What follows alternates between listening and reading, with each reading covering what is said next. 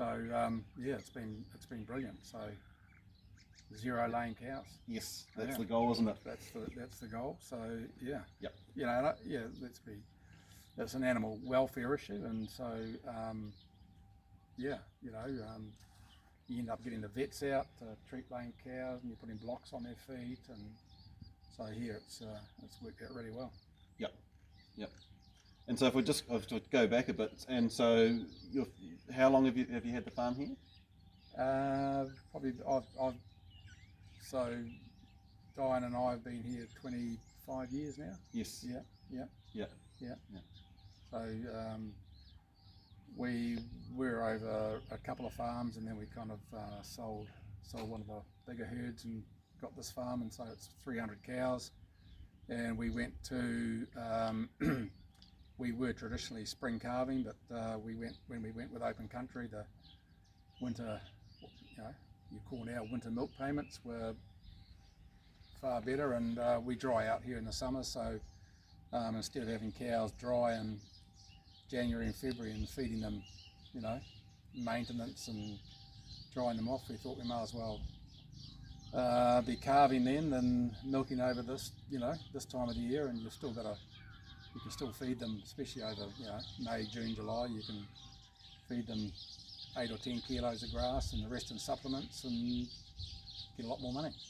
So that was basically you know, we just sort of farm for the conditions here.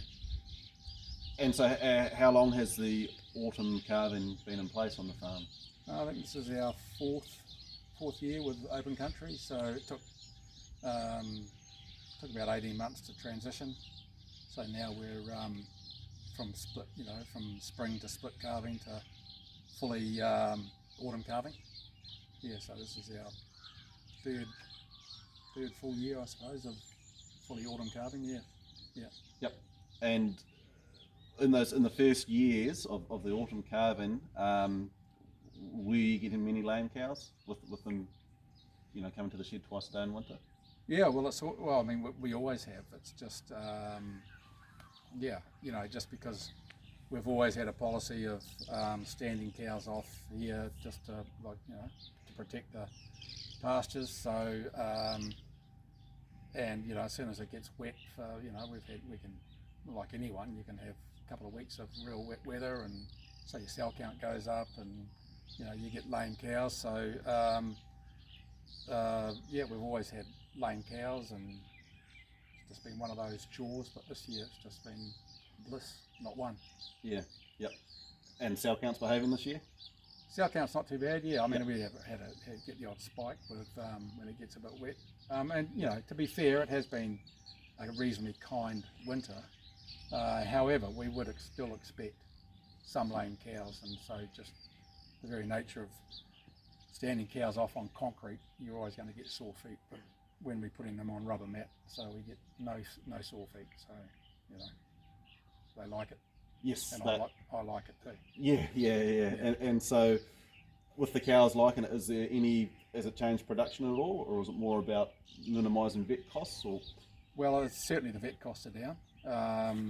Yeah, I mean, we treated most of the lame cows ourselves, but there's still a cost to that. It's normally a bit, you know, when you put a block on a cow, and occasionally if you have to give it penicillin, so I don't know, whatever you know, it's probably $100 or something per cow that's out of and then if they miss a cycle because they're not mating, so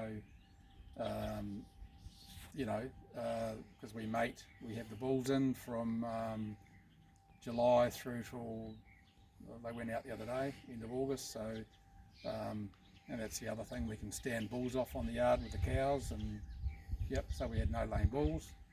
So yeah, there's an enormous amount of benefits that we've found with the rubber mat. Yeah, for sure. Yeah. And have other farmers commented on it, or the vets? Haven't had the well, that's the irony. They haven't had the vets out here. So yeah, but when we do, yeah, I mean, certainly I'll be relaying the positive side of having rubber matting. That's for sure. When you know, I do have discussions with vets or other farmers, and yeah, I'm sold on it. Yeah, it's been fantastic. And why why did you go with us? Why did you go with ACR? It came down to wasn't so much the cost; it was more the product. So I just like the texture of this. They're all bolted in, and there are varying thicknesses. So I think this was kind of the optimum thickness. I felt you can get stuff that's thinner, but obviously cheaper. So we wanted something that was going to last. So I felt this was, and this is this is an old shed. So we've had add-ons over the years, so the concrete's not nice and even like a new shed, and so the fact that they've bolted it down and it's going to stay here for a while makes a big difference here. Yeah. And so if someone was thinking about rubber mat in their yard, what would you say to them? I'd say if you'd get your money back, and you'd get a return just in terms of the animal welfare. The cows like it. It's comfortable. You can see that they like walking on it, standing on it. There's just none of those health issues that you get with concrete. So even if it's not wet, just walking on a rubber mat in the normal course of a milking season, you're always going to get stones and residual and things like that. So I'm sure that's all had an impact in terms of the cow's feet. So yeah, I'm a great I'm sold on this, that's for sure. Yeah, it's been fantastic.